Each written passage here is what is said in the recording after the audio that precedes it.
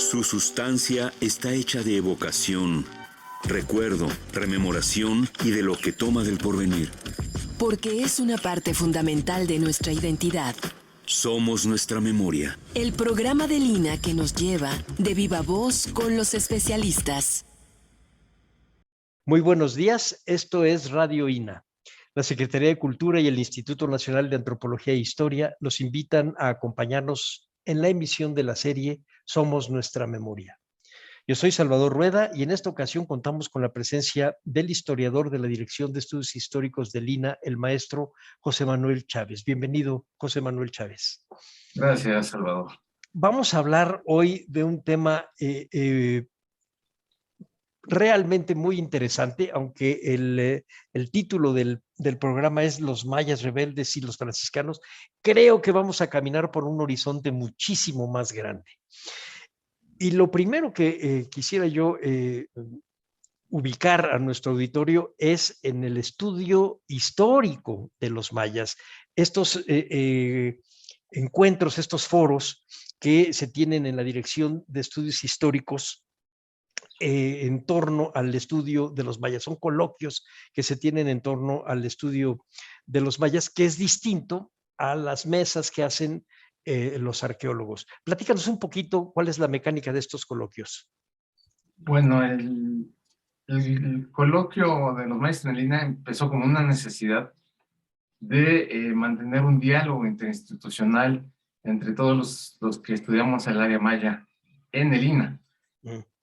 Es un coloquio solo para gente que trabaja en el instituto, pero que a veces no tiene la posibilidad o no quiere de exponer sus avances de investigación, investigación en proceso o concluidas sobre el mayas. Y lo que lo hace rico es que es multidisciplinario.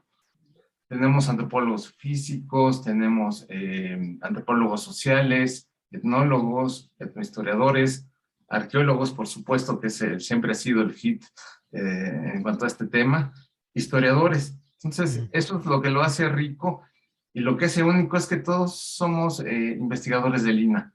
Es un coloquio exclusivo solo para profesores e investigadores del INA, que a veces no pueden acceder a otros foros. Entonces, ante esta necesidad de crear un diálogo hacia dentro de la institución, contrastando información, intercambiando datos o incluso armar hasta proyectos conjuntos, fue la intención de crear este coloquio. Y por eso que, llevamos 3. El primero fue todavía se abrió hacia personas de otras instituciones, un tanto experimentando a ver cómo se daba, y la verdad es que no funcionó, no fueron de muy buena calidad las conferencias externas, pero las internas sí fueron muy ricas y favoreció ese diálogo. Por eso es que ya el segundo, ya todos fueron del INA y fue muy fructífero, ¿no? Salieron varios temas.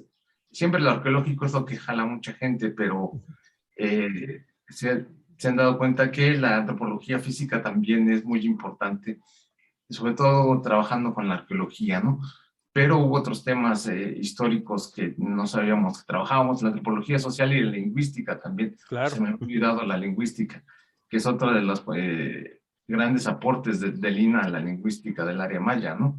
Ha habido grandes lingüistas. Lo malo es que han ido falleciendo muchos, pero siguen trabajando ya jóvenes colegas, ¿no? Entonces, eso es también otra de las finalidades del coloquio, que haya un diálogo entre investigadores ya consolidados, con experiencia, pues veteranos, ¿no? en estos campos, junto con jóvenes que van ingresando al instituto, o con también investigadores por contrato. También son gente del INA, aunque estén con un contrato por obra determinada, etcétera, etcétera. Pero también es importante el aporte que están dando al instituto. Entonces también a ellos está abierto el coloquio, y lo cual enriquece bastante la información, ¿no? Pero bueno, por lo pronto, lo que lo hace muy rico es lo que es este ámbito multidisciplinario, es decir, que puedan hablar antropólogos físicos, lingüistas, historiadores, arqueólogos, etnólogos, no importa ni ni el origen académico, sino el hecho de que son parte de una institución que a veces debemos tener opiniones compartidas y opiniones sólidas institucionales, porque un poco la función del INA es dar respuesta a cosas. Y entonces a mí me parece muy importante que hagan estos coloquios y que le entren todos. Efectivamente, el mundo maya es eso, es un mundo, José Manuel. Estábamos platicando hace un ratito antes de entrar al programa que el mundo maya es en sí mismo una civilización. Yo me acuerdo cuando estudiaba la carrera de historia, la entonces directora del Instituto de Investigaciones Mayas, que después fue directora del Museo de Antropología, siempre nos señalaba que el mundo maya era en sí mismo una economía mundo, no era parte de Mesoamérica nada más, sino era una geografía vecina a Mesoamérica. Tenía sus propias características y creo que vamos a ir descubriendo muchas cosas con los mayas que no son el resto del mundo americano. Y entre esos va a estar lo que encuentren los antropólogos físicos, los entrecruzamientos con los lingüistas, es decir, la ciencia dura con las aportaciones que los historiadores pueden ir dando de las interpretaciones, reinterpretaciones de sus fuentes. Pero vamos a hablar ahora de tu tema, José Manuel, que también nos lleva a pensar cómo se va creando todo un proceso de formación de ese mundo maya que estábamos viendo aislado y termina siendo parte de una nación. Vamos empezando por el principio. Platícanos un poco cómo fue el proceso de conquista en el mundo maya, particularmente en la zona de la península y Chiapas. Uy, es, es que, bueno, bien lo dijiste, es un mundo. Solo quiero mencionar que todavía estaba vivo el gran historiador Jean de Vos, ¿no? Hace años. Y coincidimos en la Escuela de Estudios Panamericanos, creo, en Sevilla, hace ya unos años. Me tocó exponer un tema sobre la evangelización franciscana en Yucatán. Y yo comenté ahí que el mundo maya, en realidad la tierra, desde la península de Yucatán hasta Honduras, es un subcontinente por los microclimas, los nichos ecológicos y la diversidad cultural que se ha dado. Y él me dijo, pues, no le veo cómo puede ser un subcontinente con nichos ecológicos como la India, ¿no? Le digo, pues sí, para empezar, hay una variedad de ecosistemas, climas, altitudes, y eso va a incidir en la forma en que la gente se desarrolla a nivel local y regional. Y también, obviamente, que incide en la forma en que se desarrollaron desde la época prehispánica. Eso le da particularidades y generalidades, algunas en comunes. Y pues eso es el área maya. Los mayas de la península de Yucatán, incluso dentro de la misma península, se diferencian entre ellos, tanto a nivel lingüístico. Hablan la misma lengua, todos piensan que es lo mismo, pero no, tienen sus variantes muy bien identificadas. Y a nivel local, cada quien se concibe distinto. Cada pueblo es un ombligo, es el centro del mundo, entonces eso ya lo hace diferente de los demás. Entonces, a partir de eso, bueno, Jean de Vos se quedó pensando, bueno, pues tal vez no, claro, él tenía mucho más experiencia como historiador en esa época, pero sí, al menos lo dejé pensando sobre esto, ¿no? Y pues con eso entramos a lo de la conquista, que también fue muy diferente y en procesos distintos. La península de Yucatán costó muchísimo entrar, fueron 3 etapas divididas en casi 30 años, ¿no? Y por diferentes lugares. Primero empezaron por el oriente, luego se fueron al norte de la península y luego al oriente, y terminaron conquistando por el centro, ¿no?, de la península de Yucatán. Entonces, eso marcó el tipo de conquista, porque además también lo que hablaba de la población, la respuesta fue muy diferente. Tanto los del oriente como los del poniente eran muy aguerridos y muy... los del poniente eran grandes, todavía grandes señoríos, mientras que los del oriente pues estaban un poco más fragmentados, igual que los del centro, eran señoríos independientes. Algunos con lealtad a los shues, y los shues fueron los que se aliaron con los españoles porque pretendían ser los señores de todo, igual que hicieron varios grupos en el centro de México, ¿no? Fue lo mismo exactamente. Los españoles aprovecharon la ayuda de los shues y sus aliados para conquistar a los demás señoríos. Es algo que se olvida, ¿no? Pero ahorita que me lo estás diciendo, José Manuel, me hace pensar si no fue eso una estrategia de los españoles. Ellos se dan cuenta de las diferencias entre los distintos grupos que llevan a conflictos políticos y entonces le apuestan a uno de ellos para conquistar al otro. No, aquí es al revés. Sí, ajá. Sí, aquí los shues se dan cuenta que pueden usar a los españoles para ellos ser el grupo preponderante sobre los demás. Okay. Esa es también otra diferencia en la conquista, porque lo mismo va a pasar después en 1697 en la conquista del Petén en Guatemala.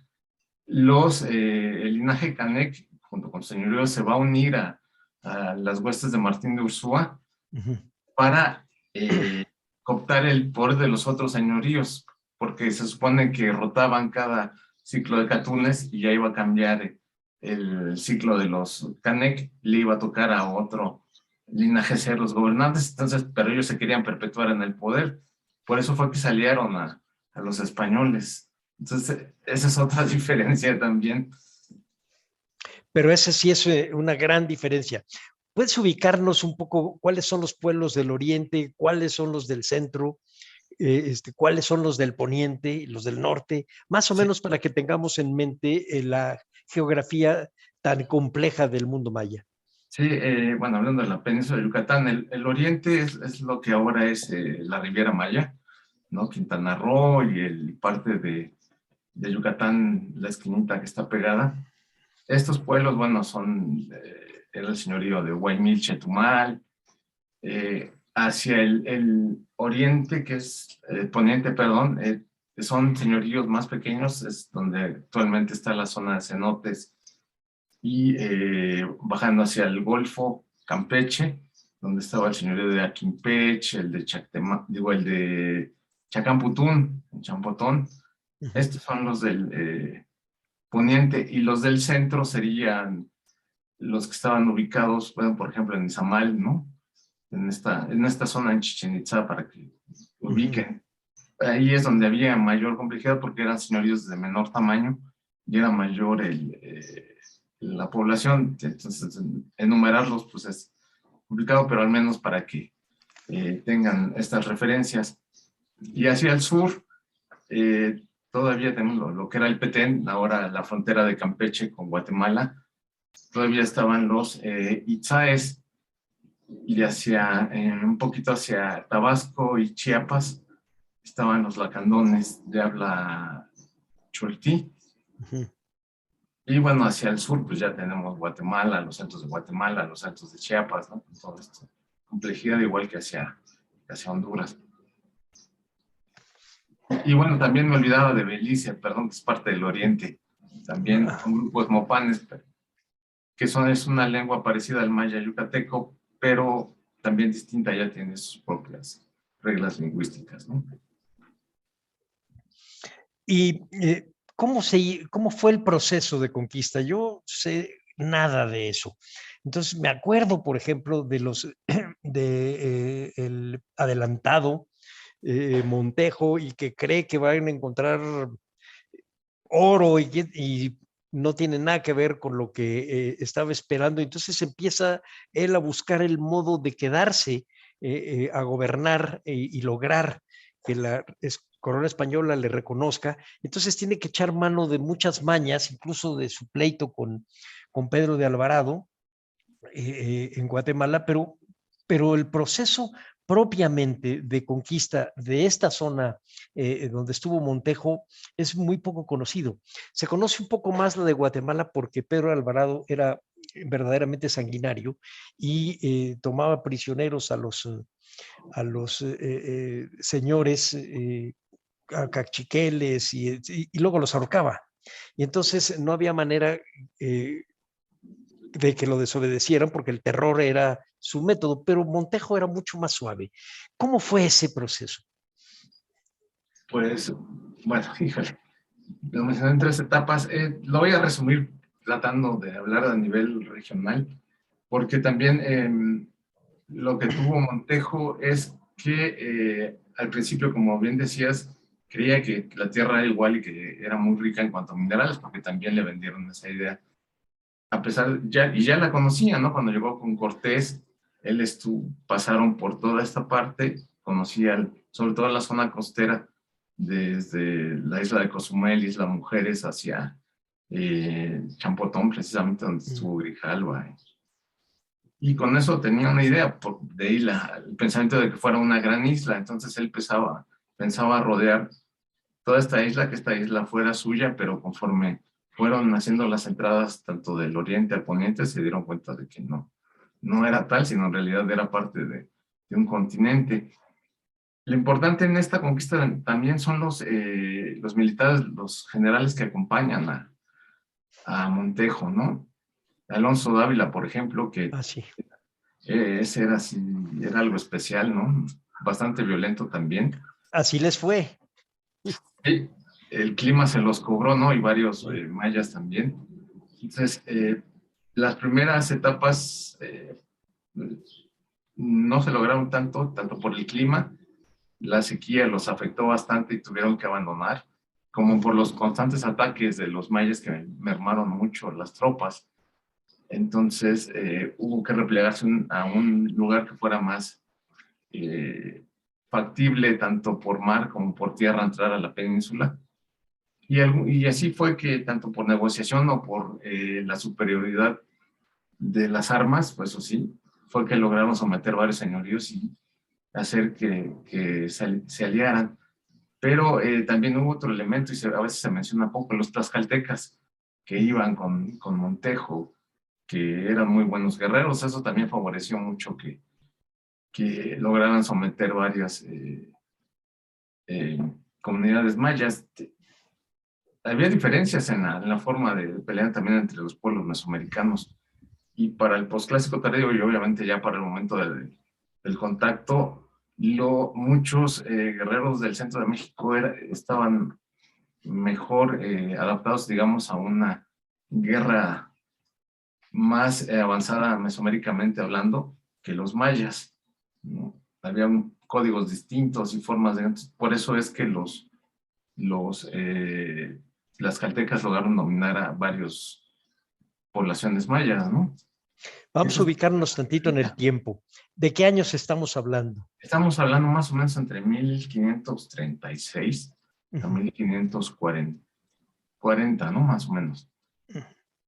Porque intentos hubo desde que Cortés pasó ahí en 1524, camino a las Cigüeras. Sí. Pero a él no le interesó tanto el área maya, ¿no? Tal vez porque veía esta división de señoríos y no había una capital grande a la que pudiera conquistar, etc. Simplemente se fue tras Cristóbal de Olid, se acabó todo. Pero ahí hubo un hombre que iba, Bernal Díaz, que fue el que después ayudó a Alvarado en la conquista de Guatemala, ¿no? Bien interesante. Pero bueno, hubo otros de esos hombres que se fueron con Montejo como Dávila, ¿no? A Yucatán. A Yucatán, o como otros que fueron los Pacheco, que conquistaron la zona de lo que ahora es Quintana Roo, ¿no? Chetumal. Pero estos sí eran crueles, llevaban todos estos mastines españoles y perreaban a toda la población. Entonces casi acabaron con el señorío de Chetumal. Yeah. Eran muy violentos y los esclavizaron y empezaron a vender esclavos. Entonces, este proceso fue variado, pero ya el último se consolidó porque ya tenían varios frentes. Montejo tuvo que conseguir nuevos empresarios que invirtieran en la conquista, porque hubo deserción de tropas. No había nada, no había minerales y el clima era extremo. Desertaron muchos, además de que ya habían llegado las noticias de que la conquista del Perú era muy próspera y había mucho oro en esa zona, entonces muchos prefirieron irse para las tierras incas, ¿no? Pero pues tuvo que conceder a varios conquistadores diferentes privilegios para que participaran en estas empresas, ¿no? Por eso es que a los pachecos se les dio la zona de Chetumal y a otros, no me acuerdo si se apellida Godoy, les dio la zona de Chetumal y demás, entonces para que fueran conquistando por diferentes frentes, y a su hijo y a su sobrino les encargó lo que ahora se llama Camino Real, que es la parte de Campeche, la actual ciudad de Campeche, hacia Mérida, costeando, mientras que Montejo hijo se encargaba del centro de la península, y para eso ya habían ido los Xiúes a hablar con Montejo, le habían jurado lealtad al rey también, y habían quedado muy claro de que ellos fueran privilegiados una vez que se lograra la conquista de todo esto. Así fue el proceso, ires y venires, hasta que lograron someter a todos cerca de 1542, ¿no? Ya estaban sometidos, aparentemente. Va a haber le llaman rebelión, pero pues no fue tal cual rebelión, porque todavía no estaban completamente conquistados, sino fue una conspiración de diferentes señoríos mayas, sobre todo del oriente, centro oriente, o sea, entre el norte de Quintana Roo y la parte oriente de lo que es Yucatán, ahora en Valladolid y esta zona, que se juntaron, que antes eran rivales y ahora eran aliados para tratar de repeler a los españoles, que ya estaban empezándose a asentar en esta zona. Mataron a varios, incluso sacrificaron a algunos, crucificándolos, ¿no? Les gustó esa modalidad de ver cómo había muerto Jesús en la cruz, y la aplicaron a algunas de las víctimas. Había aliados ya mayas de los españoles que avisaron a Montejo y a otros, entonces les permitió reorganizar sus tropas y someter a todos estos señoríos que se habían tratado de liberar antes de que se concretara por completo la conquista.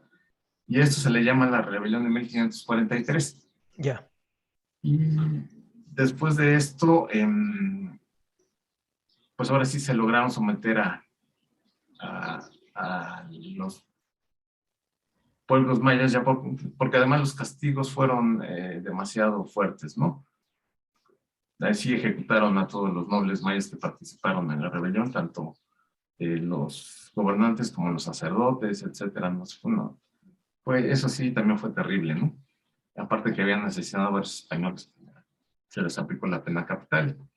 Pero fíjate, José Manuel, el trato político es diferente. Esos años son los mismos años en donde está la rebelión de los Cascanes y está la rebelión, el inicio de la guerra chichimeca, y a Tenamaztle no lo ejecutan, sino que se lo llevan a España y él muere allá en un palacio. Pero la diferencia está en que estos nobles mayas, y es una pregunta, debieron estar bautizados. ¿Es así? No, todavía no. Entonces, no habían llegado los frailes, apenas estaban empezando a embarcar. Son los años en que van desembarcando. Pero digamos que les llamó la atención porque los españoles ya llevaban crucifijos, imágenes de la Virgen María, entonces, donde había eso.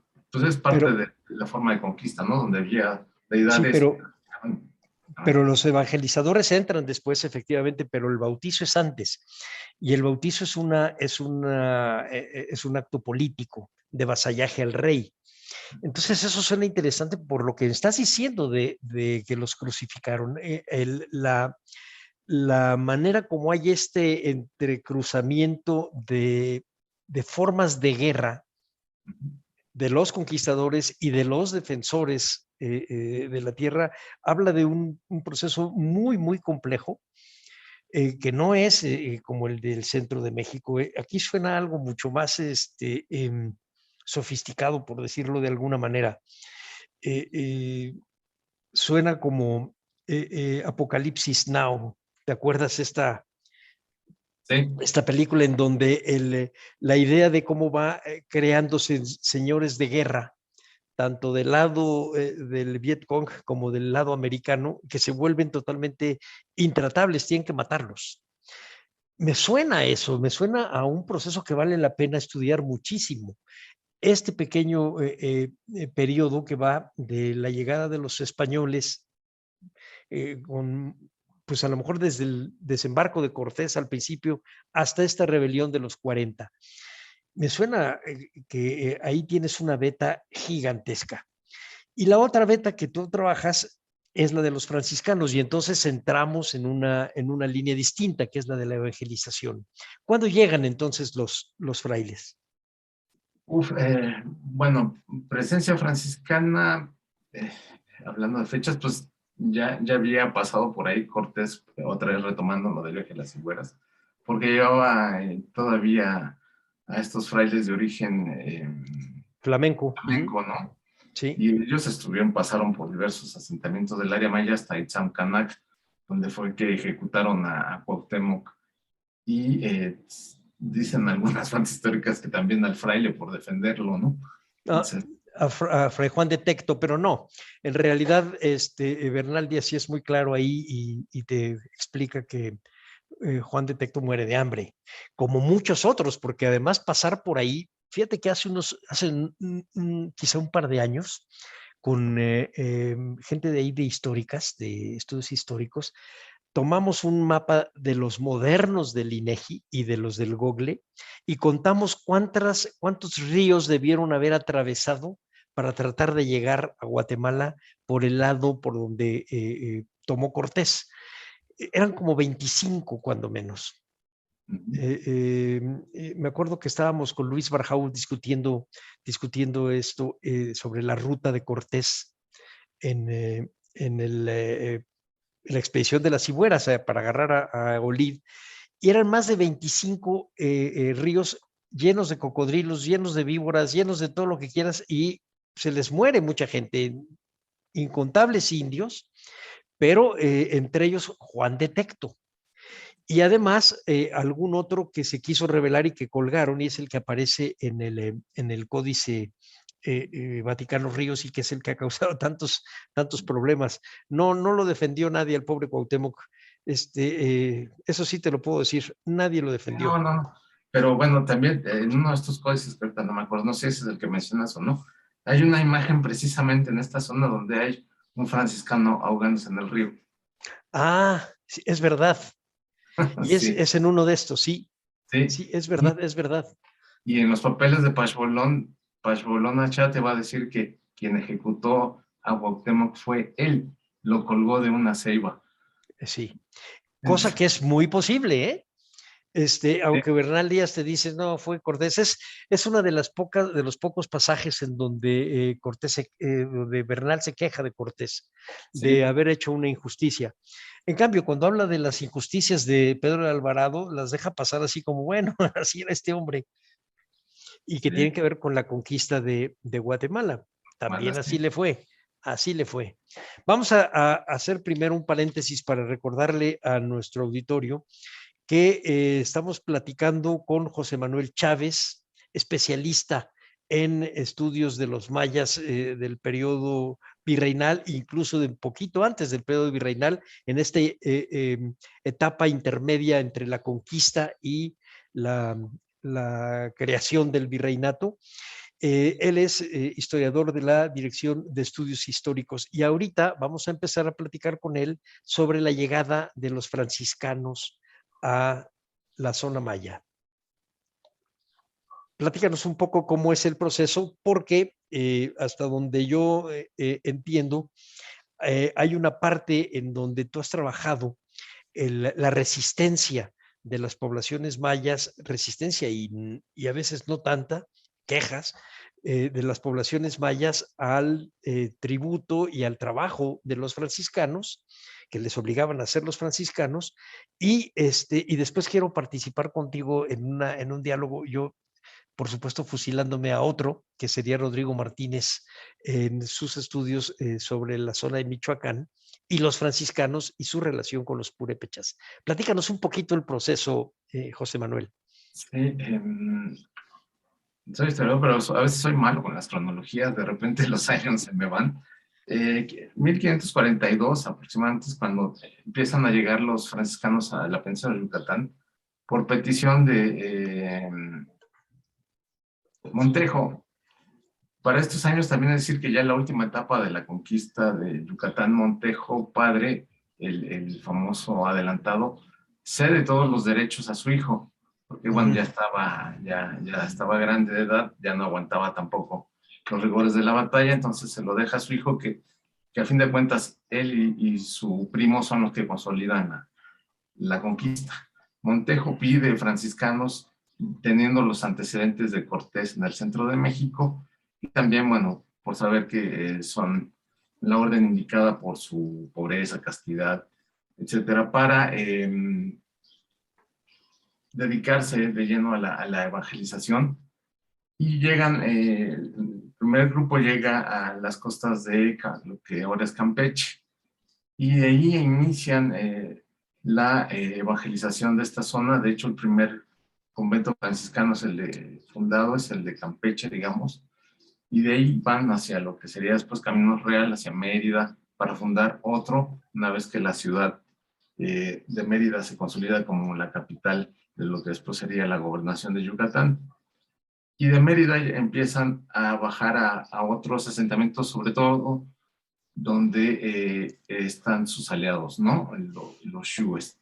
Entonces bajan a lo que sería Izamal, lo que sería Concal, y un poquito después hacia Tecash y Oxuscap, que ya es mucho más tardío, pero es donde estaba el mayor número de población, y Valladolid, que es otra zona que también tenía gran población, y que sería la segunda villa española que se funda en la península de Yucatán. Eso es importante, porque después van a ser dos asentamientos españoles importantes, tanto Mérida como Valladolid, en el oriente de Yucatán. Y bueno, es también un proceso largo el de la conquista espiritual de Yucatán, porque ya tienen que lidiar con los encomenderos, ya se habían establecido las encomiendas, tienen que lidiar con los abusos de los encomenderos. Muchos encomenderos buscan deshacerse de la presencia franciscana porque les significaba tener mucho menos recursos. También los mayas tenían que sostener a los frailes, aparte de que el rey les pagaba en parte su manutención en lo que se consolidaban las doctrinas, ¿no? Se empiezan a fundar primero estas doctrinas que después llegan a ser cabezas de doctrina, y sus visitas, que las visitas son estos pueblos a los cuales, periféricos a los cuales se visitan, y hay bastante población. Resumiendo, logran fundar estos primeros conventos que mencioné, pero entre enfermedades, sequías y plagas de langosta, la población disminuye bastante, y los franciscanos buscan que a los mayas no se les maltrate, los encomenderos. Entonces va a ser un pleito constante. Y aquí empiezan también, desde el primer momento empiezan la huida de mucha población, que es también otra de las causas del despoblamiento de los asentamientos, hacia el sur, hacia la selva del Petén, donde mencioné que estaban los Itzaes.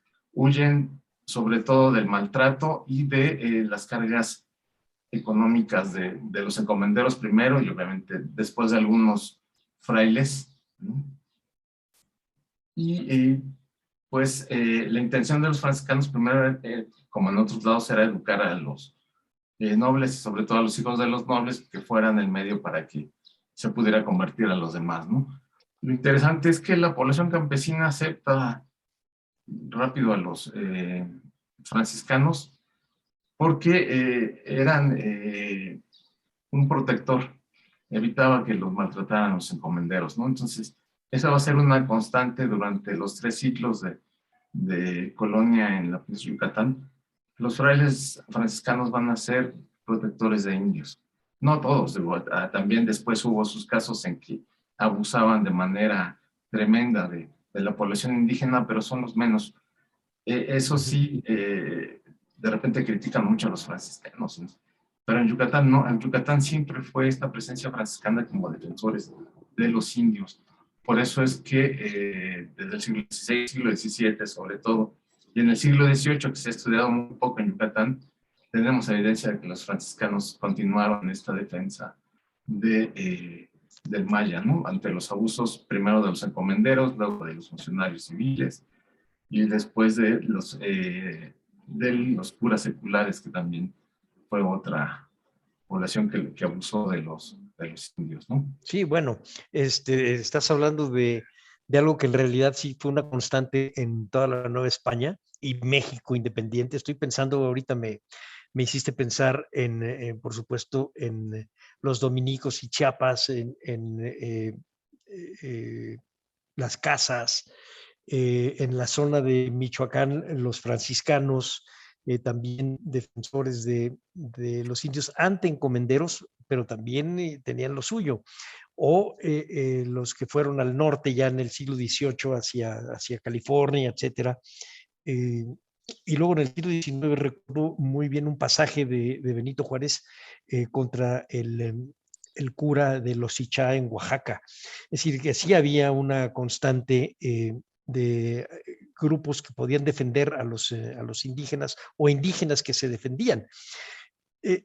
Porque te voy a dar lo que, para picarte la cresta un poco y para contrapuntearte quizá con Rodrigo Martínez, aunque él me va a coscorronear y va a decir que no es cierto lo que estoy diciendo, porque él es muy exacto en lo que dice, pero me acuerdo de un libro de él que se llama Convivencia y Utopía, el gobierno indio y español en la provincia de Michoacán, 1521 hacia finales del siglo XVI. Pero un pasaje que me gustó mucho era cómo se defienden los mismos indios a través de algunos, tanto que los para sembrar o los tributos y las cosas que les cobraban los encomenderos, que eran unos mantenidos, o los franciscanos que lo que querían era en sus casas, los llevaban de las zonas serranas a construir lejos y cuando regresaban ya tenían que volver nuevamente a la construcción de los templos y que en eso eran implacables los franciscanos. Yo pienso que este periodo de la conquista va a haber blancos y negros por todos lados, bueno, por todas partes. Así como me estás platicando de los xiúes y o los crueles españoles que aperreaban, pues los franciscanos fueron aceptados y al mismo tiempo a veces abusaron. No sé si en Yucatán, pero en Michoacán seguro. Pues sí, también, pero aquí hay algo interesante, ¿no? Los campesinos mayas no se vieron muy alterados en cuanto a su forma de relación de dominio. Pues puede sonar medio feo, pero hubo un cambio solo de señores, ¿no? Porque a fin de cuentas los Jalachmenik o Batabes también explotaban a su gente. Claro. Lo único que hay es una sustitución. Primero son los encomenderos, y ahí sí hay muchas quejas porque los obligan a trabajar tanto el campo como en las estancias, como en la construcción de sus casas o de la casa de sus amigos. Pero son menos con la de los españoles, de los franciscanos en un primer momento. ¿Por qué? Por el uso de la religión. La religión, al igual que manejaban los jalachmenicos, los batabes, todo el panteón maya, va a haber una sustitución solo de imagen, ¿no? Si antes teníamos a Chac, como la deidad de la lluvia, ahora va a cambiar por San Miguel Arcángel o por San Francisco, dependiendo de la población. Pero el manejo va a ser igual, ¿no? Van a construir el templo de una divinidad, de un santo. Entonces, el trabajo sí es fuerte, pero algunos lo hacen a manera como Oaxaca, ¿no? Por tequio, Ujú. Pero otro ingrediente interesante es que los franciscanos también van a estar ahí, junto con ellos en la construcción, Ujú. dirigiendo obra, cargando piedra, eh, diseñando los espacios, ¿no? Porque, y entre ellos el famosísimo y vilipendiado y maldito Diego de Diego Landa, de ¿no? Landa, pero que no era muy simpático, ¿verdad? Ni siquiera para los españoles. No, pero sí para mucha población. Es que hay que verlo. Landa es un personaje muy complejo, además de polémico, y hay que verlo también en diversas etapas. En su etapa como misionero todavía joven, muy entusiasta, trabaja con los mayas a la par. De hecho, él diseña varios conjuntos conventuales o ayuda en el diseño y en la construcción, como es el de Izamal. Él diseña las norias, como la de Izamal, la que estaba en Izamal, y creo que en la de Valladolid también. Eh, y es interesante, ese aspecto se conoce poco de Landa como agrimensor, ¿no? Que se Ujú. deslinde de tierras, pero también conocía la arquitectura hidráulica. Entonces, este Landa quería mucho a los mayas, ¿no? Aprendía de ellos, etcétera. De hecho, se les llamaba el misionero de la cruz porque se metía a la selva solo con su cruz y así buscaba a todos los mayas para irlos concentrando en poblaciones. Entonces, eso le llamó la atención a los mayas, ese carácter de estos frailes que se metían hasta donde no, y su religiosidad, que era muy parecida a las de ellos en cuanto a la devoción, a la dedicación de lo sagrado.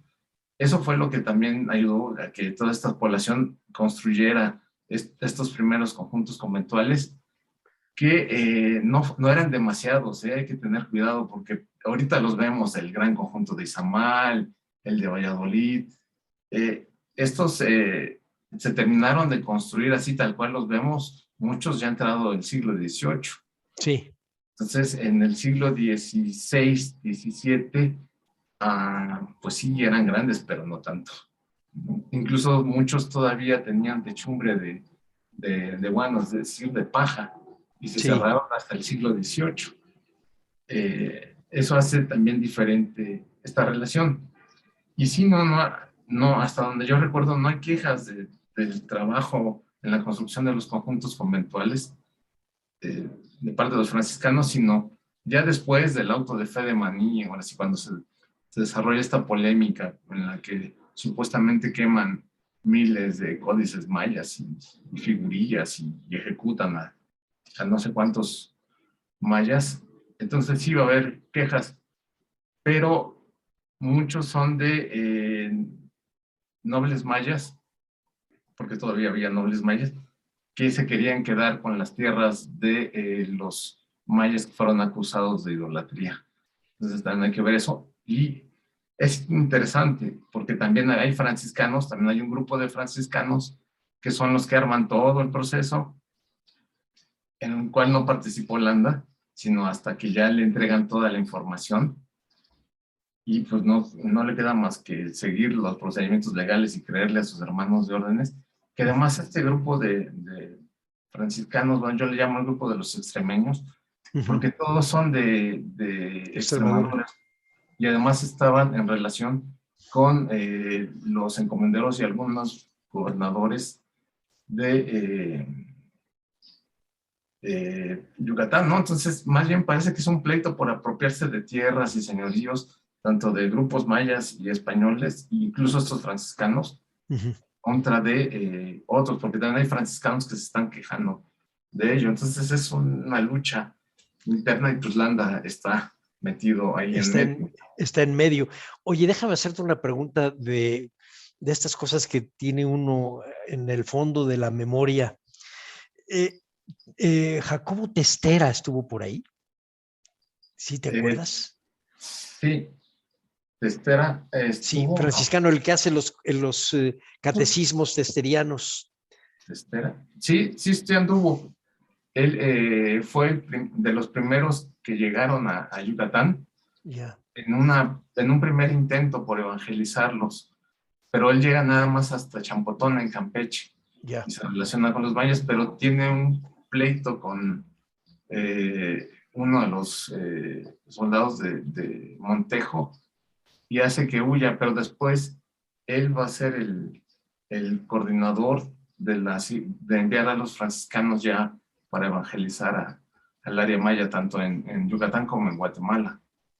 Porque fíjate, él es famoso por haber hecho este famoso Padre Nuestro y este catecismo con dibujos para este proceso de evangelización de gente que estuviera acostumbrada a ver códices. Y eso no era en todos lados, eso solamente en la zona del centro, en Oaxaca y con los mayas. Sí, y solo te diré algo que plantea la doctora Estela González Cicero. Ajá. Ella dice que todo el diseño de la primera etapa evangelizadora en Yucatán, que es de testera, también estaba relacionada con este tipo de manejos de ilustraciones para los indígenas, que debieron de haber llevado ya hacia el área maya. Seguramente se perdieron, pero seguramente no hizo uno, ha de haber habido muchos. Sí. Me pregunta Gaby Marentes sobre la idolatría, el proceso de guerra, por decirlo así, contra la idolatría entre los mayas. ¿Se termina alguna vez? No, hasta la fecha sí. Exactamente. No quería yo decirlo y decírselo a Gaby, pero no, en parte lo de la guerra de castas, las cruces parlantes, tiene que ver con este proceso de idolatría. Pero entonces, en realidad lo que estamos viendo a mí no me gusta la idea de la conquista espiritual, para serte franco, me gustaba mucho cuando leía a Gibson hace medio siglo, pero ahora ya no me gusta tanto porque no es exactamente así. Hay una aceptación por parte de los indígenas de una buena parte de la parafernalia católica, de los rituales dentro de la iglesia, pero finalmente no acaban cambiando en muchas cosas. Es lo que tú dijiste hace un rato, hay un sincretismo de los santos y los dioses en todos lados. Y sin embargo, las iglesias son absolutamente prósperas en algunos lugares, por ejemplo, en Oaxaca, en Morelos, en Michoacán y en Yucatán. Aceptan al cristianismo y sin embargo la idolatría nunca se acaba. Sí, hay una palabra clave, al menos para área maya, es que todo lo externo lo mayanizan. Exactamente. Todo pues, lo propio lo transforman y sigue siendo maya.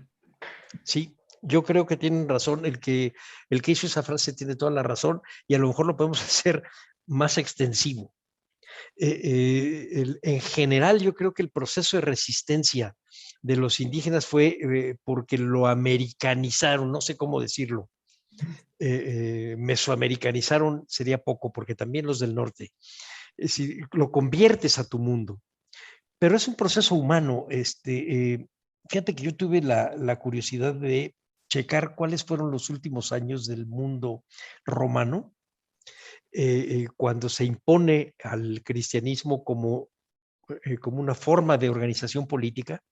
Estamos hablando del siglo IV y V, y es eso, lo que hicieron fue romanizar al cristianismo, de tal manera que el cristianismo de los judíos de Pablo de Tarso no tiene nada que ver con el cristianismo de Roma del siglo V. Acaba uno adaptando las ideas ajenas a nuestro mundo.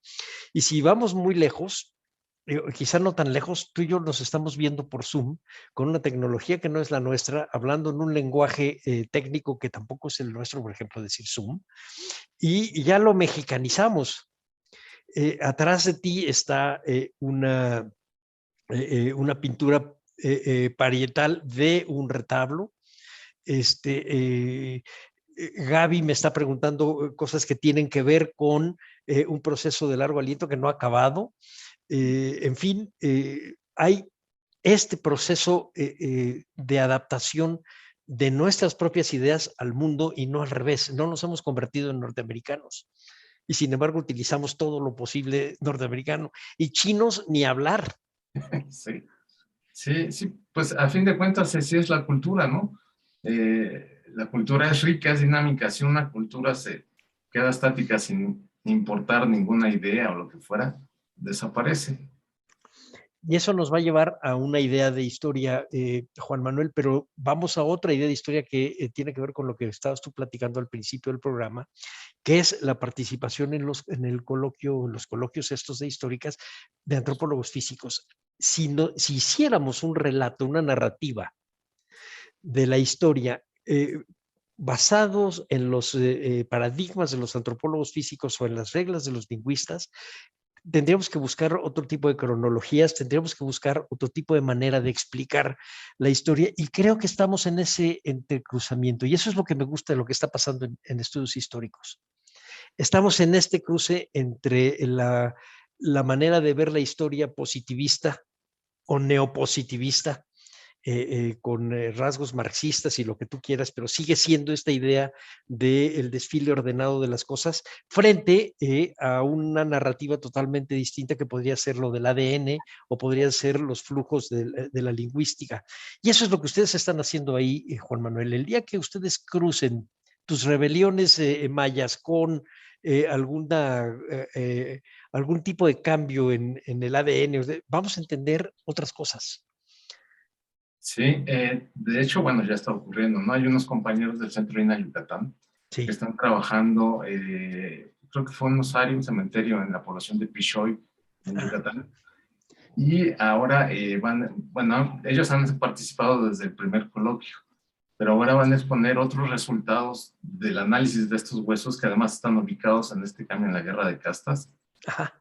Y va a ser bien interesante ver este planteamiento desde un análisis socio, ¿no? Porque sí, casi todo lo tenemos a través sobre todo de historiadores. Afortunadamente ya hay arqueólogos que han trabajado ya los asentamientos de guerra de castas, sobre todo norteamericanos, aunque ya hay una arqueóloga mexicana que hizo su tesis de doctorado sobre la guerra de castas, y esperemos que salga pronto un libro que tenemos sobre guerra de castas con diversos autores, y ella tiene un artículo sobre las fortificaciones federales en el área maya en la guerra de castas, que es bien interesante. Entonces eso cambia completamente todo. Quiero ser lector de eso.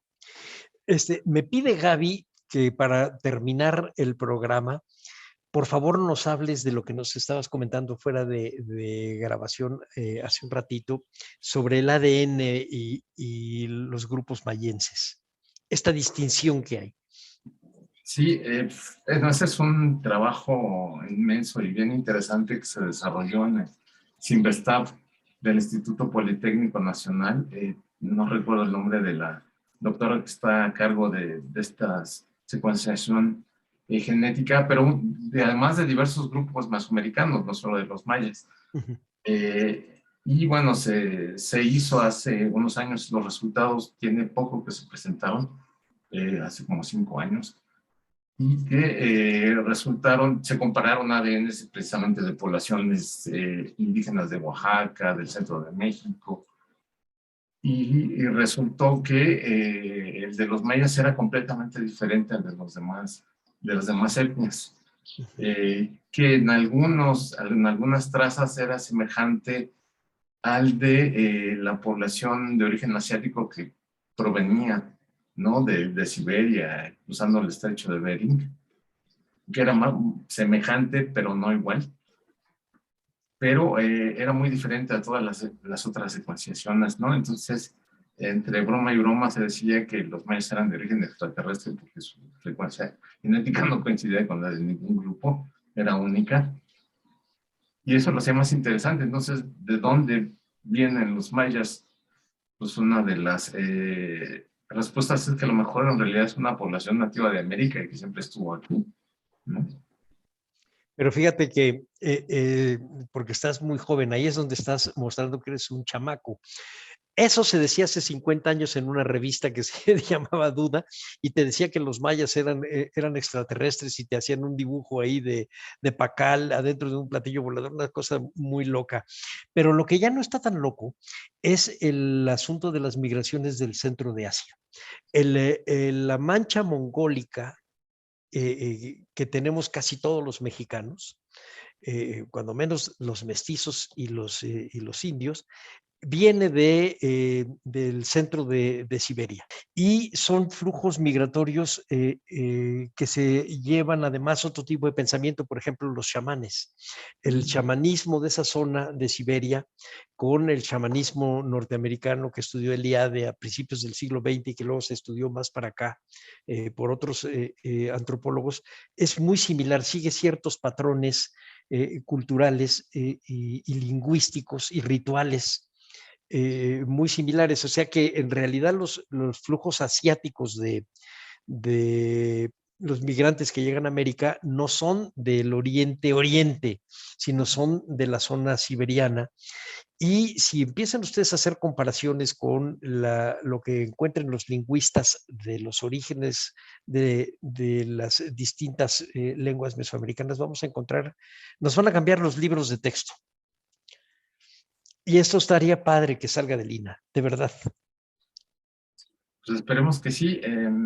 En el primer coloquio hubo algunas propuestas de lingüistas, ¿no? Sobre incluso de la pronunciación de ciertas palabras en las lenguas mayas del clásico, ¿no?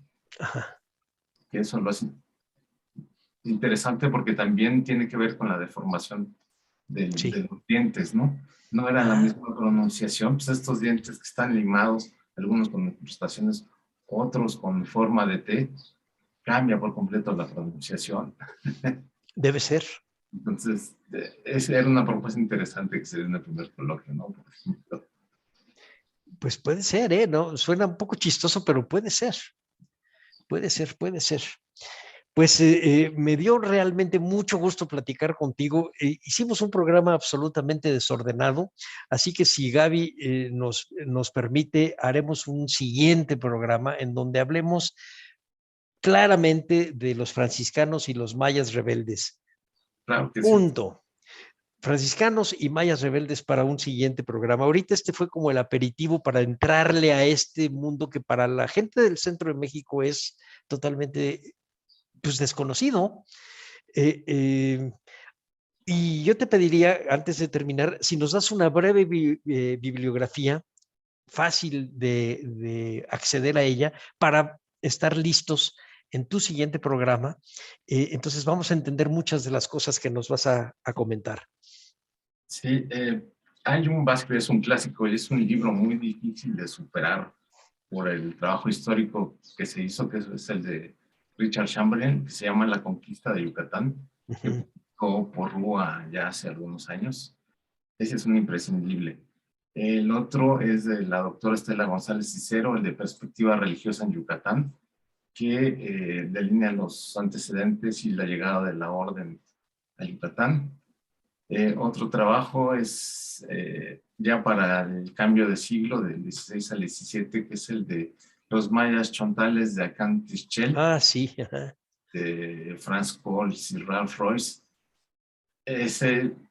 Con estos tres ya se tiene una introducción clara. No, bueno, a lo mejor no es tan fácil de conseguir, pero ese lo tuvimos que leer nosotros te estoy hablando de hace casi 50 años, cuando se hicieron los estudios sobre la tradición oral en torno a la muerte de Cuauhtémoc, y tuvimos que ir con los mayas hacia la zona de los mayas chontales, que es donde está Itzancanak, de lo que nos hablabas tú hace un ratito. No está tan fácil de conseguir, pero sí es muy bueno, porque además sí te deja ver pues un poco el conocimiento que tenían los mayas chontales de la llegada de los españoles, pero el desconocimiento de lo que hacían. Y entonces ahí hay una cosa muy interesante, muy bien. El de Scholz, estaremos listos para leerlos y entrarle a tu tema, que es los mayas rebeldes y los franciscanos. ¿Te parece bien, José Manuel? Claro, sí. Pues bueno, pues entonces así lo vamos a dejar. Y voy a despedir entonces ya este programa, dándote las gracias por todo lo que nos has contado y por lo que nos prometes contar en la siguiente ocasión.